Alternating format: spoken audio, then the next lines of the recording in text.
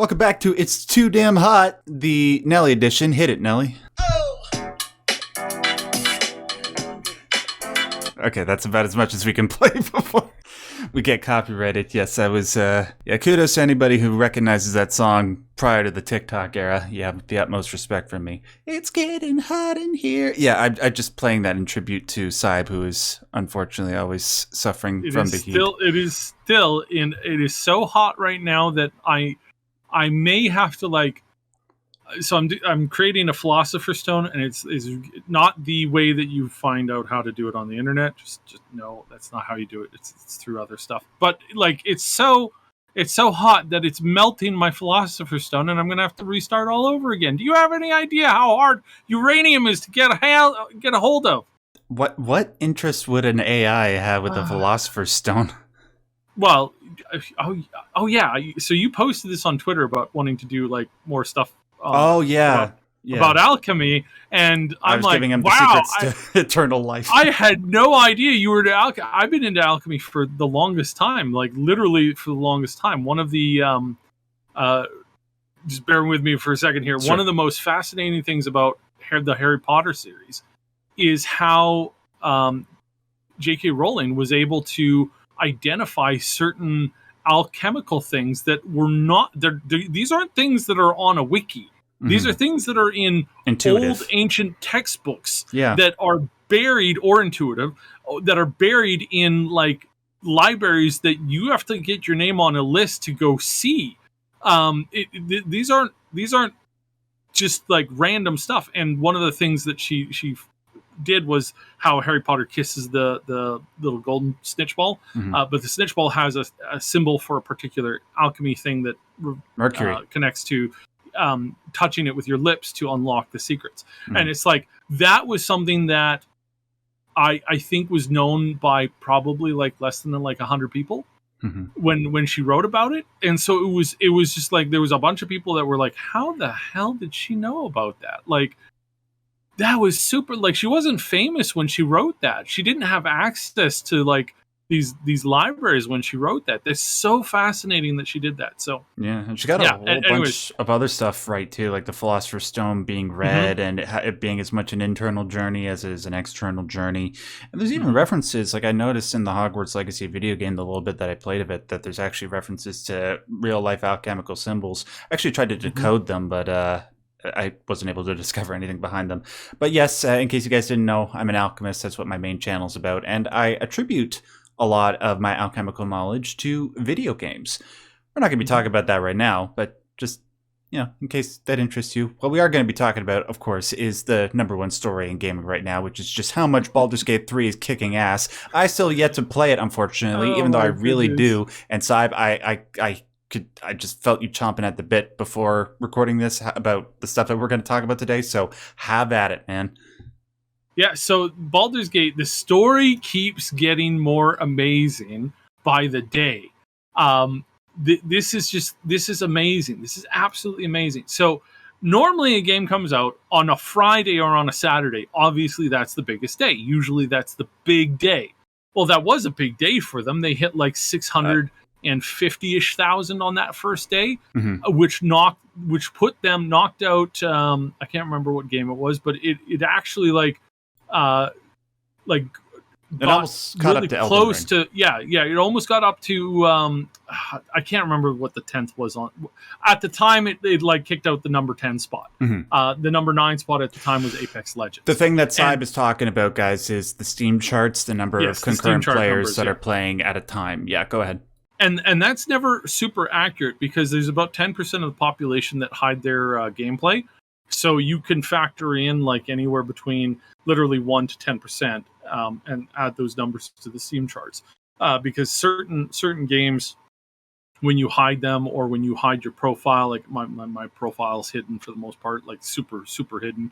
And that doesn't factor into certain types of game reporting and metric data. However, the next week, what we talked about last week, is that it hit, after that, it was the Monday or the Tuesday that it hit a new record, which was 700 and some odd thousand. Yep. And that blew everybody's mind. But then the following weekend, or one of the following days, it hit 800 and about 15,000, I think it was, and that rocked it up well past like Goose Goose Duck and some of the other big titles. And then just a couple days ago, there was a call out for a bunch of people to like, get online, play it again, invite your friends, get copies. And it broke another record and this time it kicked out Cyberpunk 2077, which had a great launch in the sense of like big numbers, but obviously not a great launch in the playability of it. And those numbers fell off pretty quickly. But it replaced it almost 2 weeks after it came out. And it was so high that there were people that were reporting on the 815, which was shocking, which ended up their videos. This like Bellular, he posted a video today, and it was already out of date because they skyrocketed up to 875,343. This is so bizarre that you almost never have this where the game comes out and then 2 weeks later it's like higher than it was on release date. That almost never happens. And what we're seeing here is like enormous positive word of mouth from all of because I haven't seen any ads for this game at all. Not on YouTube, not on any other form of like social media or any other like internet ads. I've seen no ads for it whatsoever, which means that this is being driven entirely by word of mouth and by just people being so stoked to play it with their friends and to get other people involved in it, that it's actually growing post-release, which is so absolutely mind-boggling and so exciting because it proves that they're doing something right. The fact that they beat out Cyberpunk 2077 and the fact that they're about, I think it's about 35-ish thousand, it might be about 33,000 away from dethroning New World. I'm looking at it right now. Baldur's Gate 3 is at 875,000 peak players, and New World is at 913. So that's 38,000 away. But so I missed a 5 in there somewhere. It's all good. But that's still amazing. Like genuinely, absolutely amazing. And if this like keeps on going, like we're gonna see some absolutely baller numbers. But when you look at the list, you really start to see recent trending things that are really, really good to note. So you do have like Lost Ark being really, really popular, which it was, but we can reasonably say about 20% of that number is easily bots. Yeah. And that knocks that down to about 1 million. Their botting problem was so bad that at one point Steam was looking at some numbers here, and it's reported that they were seeing about 50% or higher of the amount of players currently playing the game being bots. Mm-hmm. And that was farming gold and farming items to then feed into the actual player community. And the company behind it, of course, Amazon and Smilegate, they've been totally fine with that for a long time. Mm-hmm. Now it's just like, oh yeah, that's okay. The fact that there's so many bots in the game, basically, because they already sell gold, right? So they sell the ability to like farm up stuff. So yeah, it's bad. But seeing that, and you look at those numbers today, that game, even though it released a year ago, a little over a year ago, that game has like a population of like 10,000-15,000 right now. It's abysmal compared to what it launched with. And that's normal for games. Obviously, if you look at Elden Ring right now, you're not going to see it in the high 200,000s. But the punishment for these studios that are making these live service things seems to be getting a little bit sharper. And this is actually kind of a good thing. And then the one other thing that I'd like to cover with Baldur's Gate is that there was a bit of a gong show with this whole story, the one that started all those weeks ago where the dev came out and said, excuse me, don't expect this to be the new standard in games because, we got microtransactions to add into things. We got skins to try and sell you as a post-release content. We've got we've got to hold back a bunch of things and a bunch of features that we're planning to release for the game to release them, 2 months, 3 months, 5 months, 10 months after the game comes out to keep you webbed into the trap of the spending and spending and spending and spending and spending and playing and playing and playing and playing, which is, just basically like farming at this point. You're not actually experiencing anything new. You're just doing content over and over and over again, because if you don't, then you're not going to get that thing that releases in 3 to 4 months from now, because you gotta grind that, or you're just gonna have to dump like $1,000, $2,000 in it. I love the fact that Asmongold plays these games, these microtransaction games, and he puts the money into it, and he mocks the concept of it, which is really cool. Some people think he's serious, but the dude's literally got like, I think he's worth like north of 10 mil right now. Yeah, he's got FU money. Yeah, so blowing $2,000 in a thing. I mean, you comparatively you spend more on donuts on the week, on Monday morning than he does on microtransactions in video games. How'd you know that? Yeah, Dear God. Right, but I mean, he's been showcasing that the game turns into a complete joke when you drop $2,000 on it. And therefore there's no challenge, and then of course there's companies like Blizzard who have doubled down on the insane Diablo and Immortals game, where it's like, no, you don't drop $2,000 on it, you drop $150,000 on it, then you're the top dog. Like, this is absolutely ridiculous. At any rate, so the devs got BTFO'd, the ones not working at Larian, that are criticizing the game. Yeah, they got criticized, and again there came out this like second round of callouts saying, don't expect this. The game is great, but this is really just too much, and we're not going to be able to make this. Nobody's going to be able to compete with this, so just don't expect it. They got so much money. This was the comment, and I'm not going to say who it is because I don't want to be accused of trying to railroad them. But this one dev comes out and says they got given all this money and funding from Wizards of the Coast to make this game. They got so much money that they just had, they don't have the same problems that we have. And one of the lead devs responded with a tweet that said, "What money? Right. What funding? We didn't get any funding." And he later on elaborated. He said, "We didn't get any money to make this game. We had to pay money up front to Wizards of the Coast to make this game. We had to pay for the privilege of making this game. They had to pay for the privilege of revitalizing a..." Obviously D&D has been very popular the last few years, but in the last year, they've just kind of done absolutely everything they could to demolish themselves and to cause massive problems to themselves, and to run their company through the wood chipper because they thought that was a good idea. Yeah, Baldur's Gate 3 for Wizards of the Coast right now is like the golden goose. It's something they really don't deserve. Yeah. To be as good as it is. They do not deserve it at all. You're 100% right.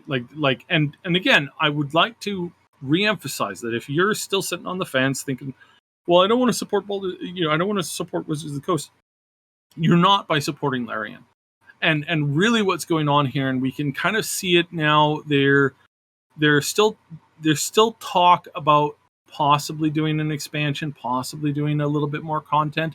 But I think there's a bit of a problem in that Wizards of the Coast is, they're showing up like Vader going, "I have altered the terms of the deal," and they, they're gonna be like going, "Yeah, we're gonna wrap our mitts around this and try and starve this out."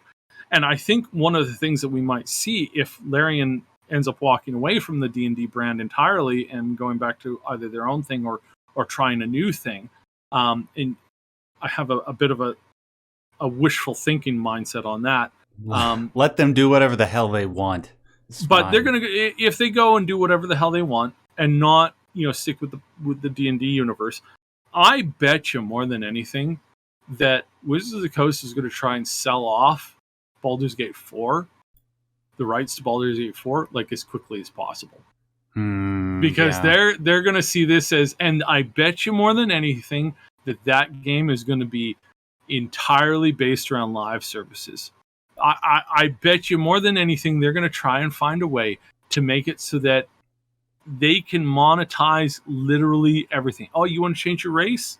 Oh, you want to change your class? You want to have this option to do this other class that is super overpowered right now because it's from Tasha's Cauldron of Everything Part 5. Hey, you got to have this thing, and if you have this thing, then you're going to have this other thing, blah, blah, blah. And we know that there was a lot of talk about them doing expansion stuff before the release, but ever since Wizard of the Coast and Hasbro started to get really, really greedy, and their bottom line was not doing as good as they wanted it to be recently, I think they started to put pressure on Larry and saying, "Hey, you gotta do something live servicey and tie it into the thing." And I think Sven has said no. Right. I think he's probably said no a little bit more emphatically than that. But I think that's why suddenly there's been a bit of this like extreme awkwardness and silence on the part of talking about expansions for the game, right. Which honestly really does suck in one way, but not really in another, because modders, I think, will keep this game going for a long while. And every mod that is being made for this game right now, every mod that's made in the future for this game right now, is not a mod or is not a system that is going to benefit or incorporate Wizards of the Coast at all, because everybody owns this game locked up. There's not even de novo in this game. Like there's no DRM. There's zero.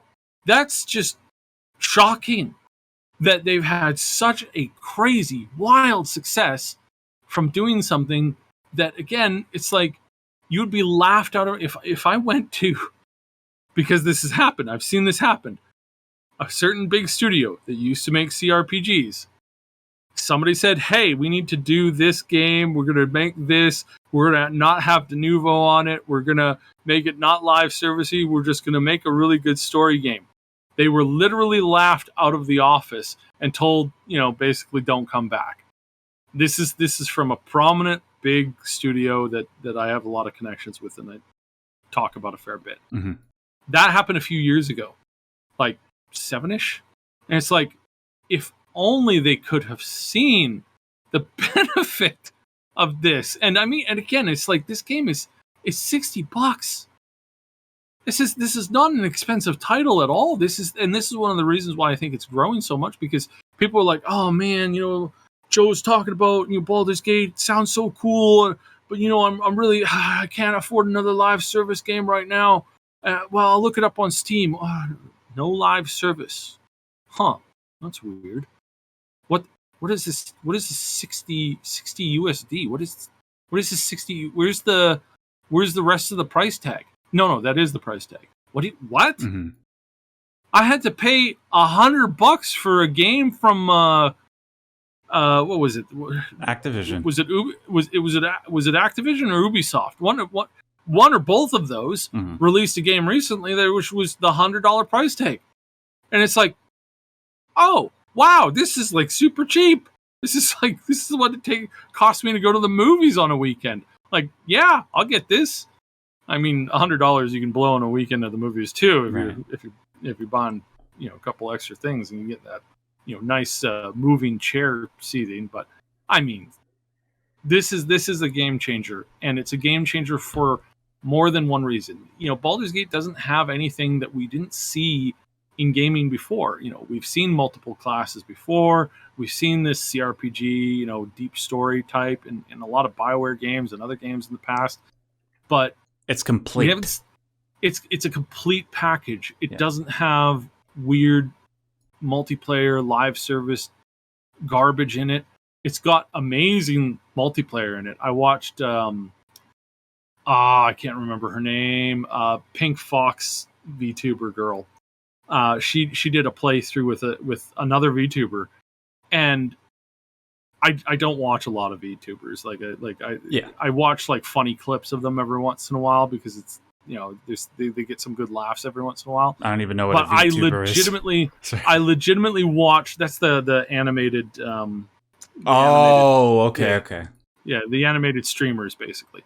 But I legitimately watched the whole like 30-minute episode of this, well, times 2. But obviously, yeah, I watched the whole thing and I was laughing almost the whole way through, like constantly, because it was just hilarious to watch these 2 girls play this game and have just crazy fun in it and just be amazed by it.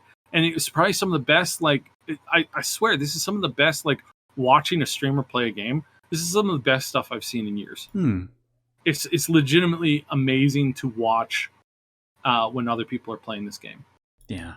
I'm desperate to play this game, man. And, you know, I see, the problem is I probably could play it right now because I have a little bit of extra time. It's just my wife really wanted to play it as well. Yeah. And we're just trying to figure out whether or not we're going to do it on the PS5 or on the PC. We're trying to figure out the PC situation, but we're also just trying to consider finances and stuff like that. Yep. There's no rush. I mean, other than obviously getting some spoilers, but there's no rush to this. And the streamer numbers for this, by the way, are really good. This has been over 2 weeks now. The game is still attracting on Twitch 68,000 players. Yeah. And I imagine viewers, not players. And I imagine it's the type of game that you're gonna probably end up playing for a very, very long time. So we're gonna play it together at some point, man. It's just the way things have been. Well, I'm terribly happy for Larian and just what they were able to accomplish with a comparatively small team, and just the amount that the gaming community is rewarding them. And I hope to God that their success will just continue to rise. Let me just take a look at these Steam charts again really quick. Baldur's Gate 3, in terms of current players that are playing, it sits at number 2 on Steam, just behind Counter-Strike. And it's not that far from Counter-Strike. Counter-Strike has 808,000 current players, and Baldur's Gate has 606,000. And then as we were just saying, it just needs to pass New World right now, which would be quite satisfying when it does, hopefully. And we're definitely going to keep an eye on this. And Baldur's Gate 3, I just imagine, is going to keep making news at least until the 25th when Armored Core comes out. And I probably will be playing that when it comes, because it's going to be available everywhere. And it's not a co-op game like Baldur's Gate 3 is. Okay. Before we move on from this, you know, Seb, we were talking about alchemy right before we started this, and you said that it's one of your passions. You're quite enthusiastic with the subject. I'm sure you might recognize the concept of the union of opposites from alchemy and how important that is in hermetic concepts. For example, in alchemy, to create the Philosopher's Stone, you have to unite the opposites of male and female to create the alchemical rebus, which is a personification of the Philosopher's Stone. Well, you know, aside from that, alchemists and hermeticists believe that the entire universe is made up of opposites, and sometimes those opposites will manifest themselves in the most extreme forms. And with the release of Baldur's Gate 3, we saw one opposite in terms of just the amount of success and just how it represents everything that gamers want. And then something else happened that represents the exact antithesis of that. If you go on Steam right now and you look up Overwatch 2, because Overwatch 2 just released on Steam this past week because Blizzard has wanted to bring up their numbers. It is, if I'm not mistaken, the most overwhelming. I think it holds the record. I might be wrong about this, but it's at least close. The greatest number of negative reviews that a game has ever received on Steam. And it accomplished this within less than a week. And the highest negative rating. Yeah, that's what I meant. Not only number of votes, but like just like the because there's number of votes and then there's percentage. Okay, sure. Yeah, fair enough. Yeah, it's currently, I'm looking at it right now. At the time I'm recording this, it's August 14th. It is sitting at 122,089 votes, and not only 9% of that is positive. So over 100,000 negative ratings for this game, and understandably why. You know, Saib, I got to be honest, I did play a decent amount of Overwatch 2 up until the last few months, but at this point, I don't care about it anymore. It just represents everything that I hate about failure, at like broken promises. It's the exact. It is now the archetypal example of how not to handle a sequel to a game. Well, that, and all the sports games, obviously, but you would expect better from something like Overwatch, which up until the last couple of years is quite beloved, and understandably so. It's the original one is a wonderful multiplayer game, and Overwatch 2 to an extent is good. And like, if you just play a few matches here or there, you can have fun with it. The problem is, it's just the way that it's been handled since release, the PR surrounding it, Blizzard, and the way that they're treating their fans, going back on their promises, saying they're going to have PvE content, but then not. There's the controversy over whether it was better to have 6 players or 5 players. Why give my time to a game like this when there's so many other games, better multiplayer games, better single player games, So with Overwatch 2, it's just, thankfully, hopefully, these two examples, even with something as sad as Overwatch 2, at least the congregation of gamers to express their displeasure in this way, and people supporting Baldur's Gate 3 in such a way will hopefully in some capacity lead to better outcomes for gamers in the future. Yeah. And hopefully that ball will continue. Sorry, one last thing. Just hopefully that ball will continue rolling with the next couple months with all these new game releases that are coming out, which all look wonderful and hopefully will all be wonderful. Sorry, go ahead. Yeah. So with I reached out to one of my birdies. Take this with a grain of salt, as always. Whenever I have birds talk to me, it's always with the promise of anonymity and with the promise of not going to say anything specific that could be tracked down to contacts and stuff. And okay. I've been playing with Blizzard devs and playing Blizzard games for decades, right? And I reached out and I asked a couple of sources at Blizzard, and I said, what is going on at the company right now? Like, it seems that people just don't care. And I got the reaction. I got a couple of reactions that I think answer the majority of what's going on here. The answers came back and said that as soon as it looked like the Microsoft merger was like written in stone, which for some people wasn't until recently when it actually did pass all the barricades that were up. But even before that, about 6 months before that, when they entered into negotiations with the Asian governments and the European governments, and the only governments that were remotely thinking about causing any kind of a hubbub was literally the UK, which they're not part of the European Union now. Yeah. So that's kind of like, and what they were talking about and the things that they were raising the concerns over was something that was like hot in gaming news about 5 years ago. Not anymore. And so, they knew that was going to pass because they're like, it's like you're wanting to get like license for like jet engines, but the government comes to you and say, well, now hold on there. We don't like them propeller noises. Them propeller noises are very loud. We don't like them. I mean, yeah. And you're like, okay, sure. So that was kind of how they treated the whole thing with the UK one. So the United States was the only one where there was any kind of pushback, and it was, from every legal standpoint, it was a loser. Like the way that the government, the FTC was kind of standing up. No, yeah. So they knew that it was going to pass, like 100%, unless Microsoft literally dropped the ball, like just absolutely dropped the ball, self-sabotage, did a bunch of dumb stuff. Unless they did that, everybody knew that it was going to work. At that point, so this brings us to about 7, 8, maybe a year ago, but probably like closer to like 8 months ago. everybody just gave up. Not gave up as in like, not showing up to do their work, just not really invested in it, because they know that when the company comes over, that when the company shifts over, pretty much everybody who's at the head of most of the games, the head of most of the studios, the head of most of the big projects, they know that almost every single one of those people are either going to be gone or going to be moved.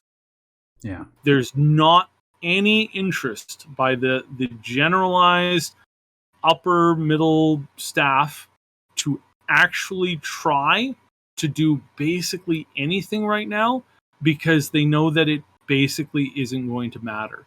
The Microsoft's going to come in, they're going to rearrange the leadership, they're going to kick a bunch of people out, they're going to replace a bunch of people, they're going to pull over stuff, because the biggest thing when you look at Blizzard, Activision, and King, what is the worst part about them?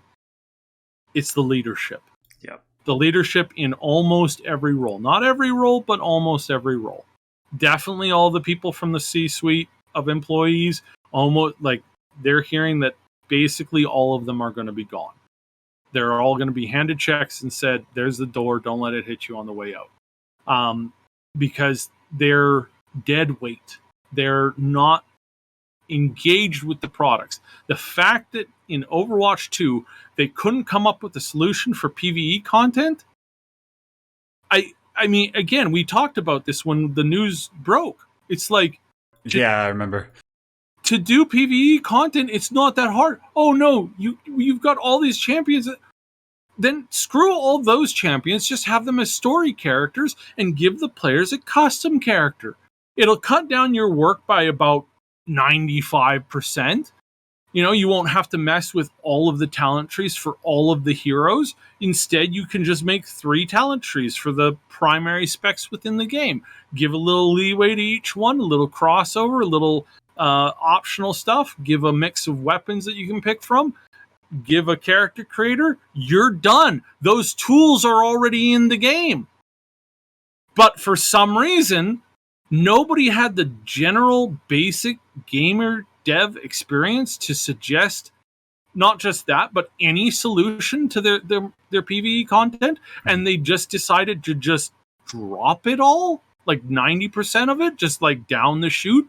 We're just not going to go through with it. Oh, by the way, you already paid for the game, so joke's on you, suckers. It's like that screams people that are just no longer interested in the job. They're not interested in the story. They're not interested in the thing. And again, going all the way back to when Jeff left, I think he saw that. I think that he saw that that his other team leaders that were just under him, he couldn't replace them.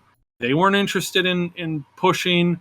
The upper management, certainly the CEO, had absolutely no desire to invest or double down on anything.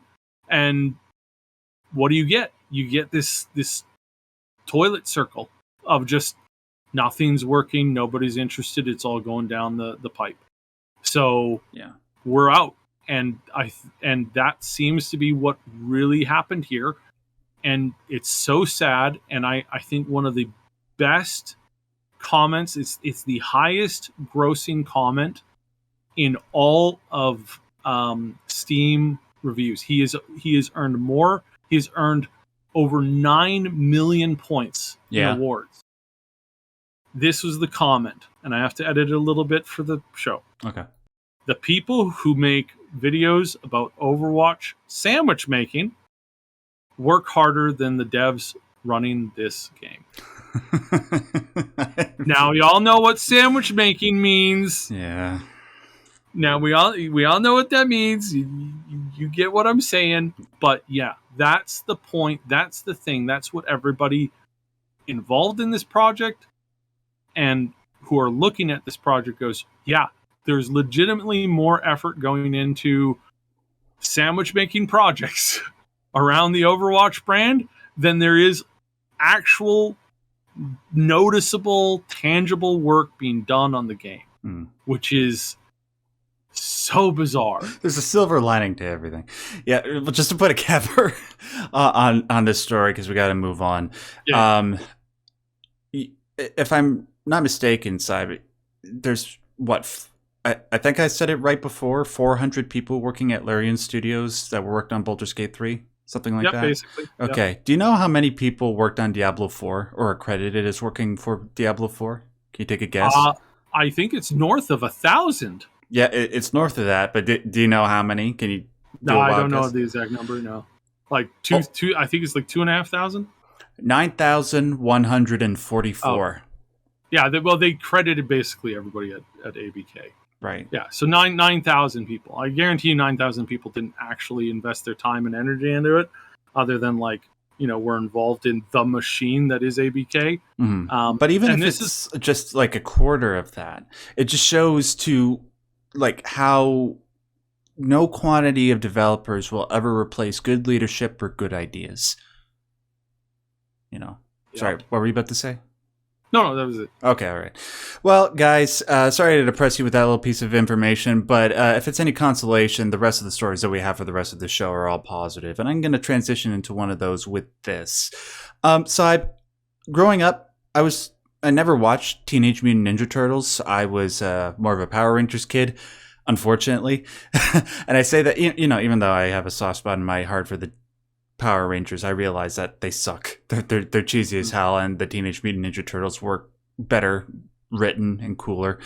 With that said, I've always been curious to find a way to get into them, which is weird as an adult. But I've heard that there's actually some good stuff in that franchise, particularly with some of their early comic book runs, where the Teenage Mutant Ninja Turtles weren't the stereotypical cowabunga dude, let's go eat some pizza Ninja Turtles, but were actually quite dark storylines and black and white comics and stuff like that. And I've always wanted to see the franchise to some degree do something with that. Well, I don't think we're going to get something exactly like that, but it's probably about as close as we're going to get. This piece of information came out this past week. It was alluded to by Paramount, who own the rights to Teenage Mutant Ninja Turtles, I think, them and Nickelodeon, that they were going to make a video game centered around a comic book that released back in 2020, I think, called Teenage Mutant Ninja Turtles: The Last Ronin. And it centers on a pretty dark storyline where only one of the original 4 Teenage Mutant Ninja Turtles survives, and he's looking to avenge the deaths of his family. And apparently it's not like an R-rated comic, but it's PG-13, something to that degree. The idea of something that sort of gets close to that original comic run of the Dark Turtles in a gameplay form where you're taking out bad guys, that sounds like a pretty cool idea. Aside, were you ever into the Turtles? Does this sound interesting to you? No, not because the Turtles were bad or the story was bad. In fact, I do remember coming across the more grittier side of Ninja Turtles and being a little bit impressed by the story. I was put off by Ninja Turtles by rabid fans who didn't understand the processes in which in the story at all. Mm-hmm. like just really, really, really terrible fans who just, the type of kids, and again, these are kids, so I don't hold it against them. We were all like this at one point, well, except for me. But they would run to the nearest manhole and shout down the manhole, trying to have conversations with the Ninja Turtles. that was the people that I was growing up with at the time, same age bracket, and it wasn't just one. It was like groups of them would run to the nearest manhole and yell down the manhole constantly. That was my experience. So kids with being them. that stupid just threw you off. Yeah, it just threw me off. I'm like, it's like, it's just you're like, I sure would like to cheer for this team, but the rest of these fans are absolute morons. I think I'll take a skip, and that's sort of how my perception of it went. But I did go through the, like I said, some of that more like more of the the original graphic novel type stuff, I did read through some of that. So I wasn't a fan of what was the predominant Ninja Turtles thing at the time, but I was interested in the overall story of it because I found it quite interesting. I really did like mutation stuff. I still find it very interesting and pretty cool. So yeah, as a generalized concept, yeah. Yeah. I hold on a second. I actually forgot a little piece of information just pertaining to what type of game it's apparently going to be.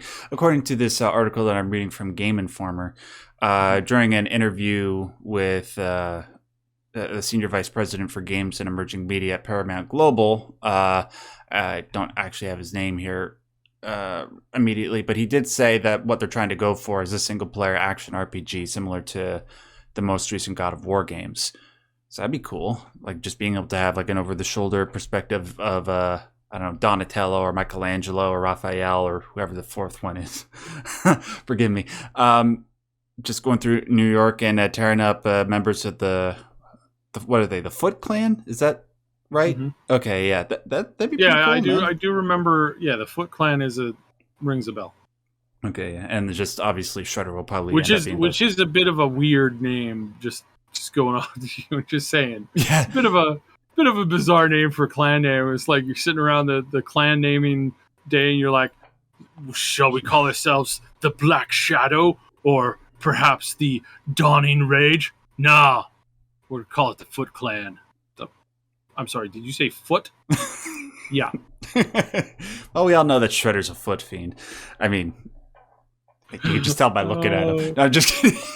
That doesn't make any sense. All the Robot Chicken Ninja Turtles skits just came back to me. Oh yeah. I don't remember any of those, unfortunately. I got to check them out a little bit later. Really okay. All right, moving on. Communism can't hold down video gaming, apparently. No, it most certainly can't. So, China put in a policy to curb video game addiction.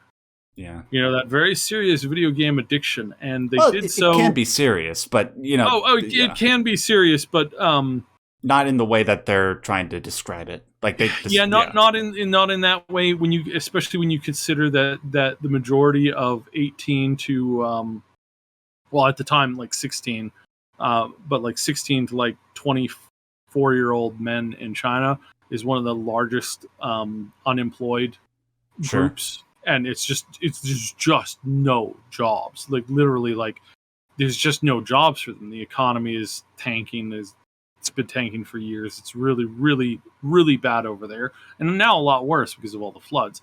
But it just wasn't. It's just not there. There's just not other things to do. So naturally, there's a lot of gamers, and instead of fixing the obvious problem, trying to find some way to create, as many jobs as you can. Instead, they just said, no more video gaming. That'll get you whippersnappers back on the streets. And it turns out that didn't work at all. Not even, they put some of the most harshest controls onto video games in China. They did facial recognitions. So you had to log on via a screen to get access to your games. You had to jump through multiple hoops. You could be punished. Your parents could be punished. Your parents could be punished if you played too many games. We're talking about not just a scolding. We're talking like, suddenly you can't borrow money from the bank. Suddenly your bank no longer has all the money that you've invested in it. Suddenly your mortgage is not, you have to move out. That kind of level stuff. Those were the kinds of harsh penalties that came down on a lot of regular people who had kids who just wanted to play games. But after having done that, and after having banned, because we talked about this, how they banned and they kicked out dozens and dozens of companies from China that were selling video games, and they made a whole bunch of new rules on it. Turns out none of that had basically any kind of an effect whatsoever. There's still the same number of people gaming. They're just finding more creative ways to play, including playing on things that aren't hooked up to the internet. So older consoles are suddenly having a surprisingly large explosion in repurchases. With old cartridge games, old PC games, all this kind of, people are going back to play games that were popular 10, 15, 20 years ago because the new games don't allow them to get access to it. So yeah, they basically had no movement in this whatsoever. You don't screw with gamers, man. They always find a way around it. Yeah. I wanted to find a video for this, which I could not find at all. I looked for like an hour. It was really annoying. There's an old. Did you ever watch Malcolm in the Middle? Oh yeah, big time. Yeah. So like, I kind of figured because it's like right up both of our alleys. But there was this one scene where Hal is working outside. He's got a saw going. He's got some hammer going, all this kind of stuff. And he runs in, and the house is just in absolute chaos. And his wife is like, "When are you going to be done outside, Hal? When are you going to be done that project?" And he's like, "I'll be done when it's done when it gets done." And he's like sweating, and it's really hard. He goes back outside, and he starts up the saw, and he's not sawing anything. He's just making the saw noises as he's bent over a little crossword thing doing crosswords. And it's like, that is the perfect example of what's going on here. It's like, you want to try and tell somebody that they can't, have a hobby in their free time, that they can't do something, that they've got to work nonstop. They will find a way to budge to get out of that work. Yeah. They will find a way somehow, some way, shape, or form. They're moving past that. Now, I can say that again. It's just elderly people who don't understand the culture, just trying to steel grip everything to their to the way that they think things should be. Yeah. So yeah, interesting note. It was all over, a bunch of big articles, big scientific journals going, yeah, so apparently once your youth get into gaming, it's really hard to get them off of gaming. And I think that just boils down to you just approaching it the wrong way. Well, what they could probably do is just train them for work that pays them well. That would provide a pretty good incentive, That way, probably have it so that there's an actual chance that you could get married. It's probably something else that happens there. Mm-hmm. A lot of them have more than one child. Not available in China. Yeah, not available in China. They had that one child policy, and most people went with having a boy. And yep, yeah. So it's like 100 some odd million males more than females there. I don't know what they're going to do about that. Kind of sucks. All right. Well, before we get too depressed by that, let's just turn to. We'll just conclude with this lighthearted piece of information. So, fighting games, Syb. I don't care about fighting games, to be quite honest. I especially don't care about Street Fighter at all because, I'll just say this: my wife is sort of a Tekken stan, and she has a prejudice against Street Fighter for some reason I don't understand. So, if I ever did take an interest, we'd probably get a divorce. No, I'm just joking. But she just doesn't like Street Fighter. But we're just going to talk about it in this one capacity because it's funny. So a recent Street Fighter 6 tournament in Europe had a little bit of a blunder because one of the guys that was hosting it, streaming the competition from their PC, accidentally left a nude mod on for Chun-Li. Yeah, and things were, apparently they were having 96 matches that day. And by the time the 7th one came around, the thing was left on, and you can imagine I think the stream got immediately nuked because of that, and the people they were just trying to play it off like what the heck happened, and just trying to laugh it off, trying to pretend nothing happened. But then the people that behind the event, apparently their names are Corner to Corner. They commented on the situation a couple of weeks ago, and they said it was accidentally left on for a few seconds, and we promise it will never happen again. But I saw the clip, and it's pretty funny. It's like, what costume is she wearing? I'd never seen that before. Oh wait, no, stop the stream. We're just gonna hang in there, guys. We're just gonna fix something. You didn't see that. Yeah, it's cute. Oh, that is so funny on so many levels because it was Cammy, right? No, it's Chun-Li. Oh, Chun-Li. Okay. Yeah. Well, Chun-Li. I mean, come on, guys. Cammy is just Like, I've seen the Cami mods. They're very full of culture, you know. Yeah, that's hilarious. Also, something that's very funny. There's a whole bunch of clips from it about people playing Baldur's Gate, and there's like you boot up the game the first time, and there's the hey, do you want to turn the never nude option on? Because if not, you're gonna see some stuff. And then they literally see everything on both the dudes and the chicks. It's just so funny because again, people like they did not expect that there's full nudity in if you don't hit that note, like yes, turn on the super safe mode. If you don't hit that button, you will be seeing a whole bunch of different things at multiple points throughout the game. It's not shoved in your face, so to speak, but there's a couple buttons that you can, or conversation options that you can accidentally not press. shoved in your face, metaphorically or literally. And every once in a while, it's not every character, but there is one or two characters that if you take their armor off after you've killed them, well, you're kind of seeing everything there. So yeah, that's hilarious. And that game shipped like that. That was hilarious. Really? Oh wait, yeah. Sorry, I thought you were talking about Street Fighter 6.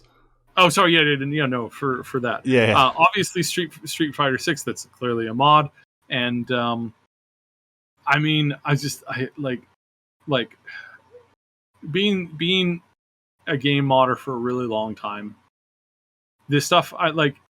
Everybody knows not everybody knows it's there, but it's like it's there.